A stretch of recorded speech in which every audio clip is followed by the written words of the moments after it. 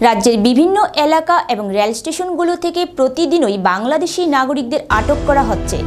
এদের মধ্যে পুরুষ, মহিলা এবং শিশুও রয়েছে।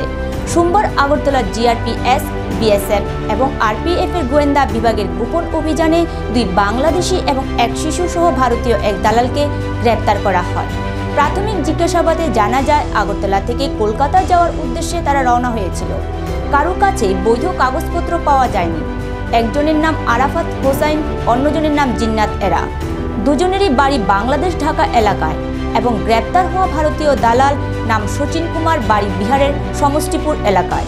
পরবর্তীতে গ্রেপ্তার হওয়া তিনজনের নাম সহ আগরতলা জিআরপি থানায় একটি মামলা গ্রহণ করা হয়। মঙ্গলবার তাদের তিনজনকেই আদালতে প্রেরণ করা হবে বলে জানায় সিআরপিএফ থানার পুলিশ।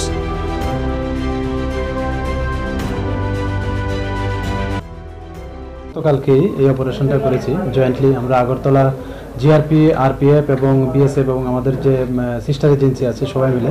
তো গতকালকে আমরা দুজন বাংলাদেশি নাগরিককে গ্রেপ্তার করেছি, সেই সঙ্গে একজন ইন্ডিয়ান টাউটো, যিনি ওনাদেরকে অবৈধভাবে আসাতে এবং এখান থেকে রেলপথ মাধ্যমে নিয়ে যেতে সাহায্য করছিলেন।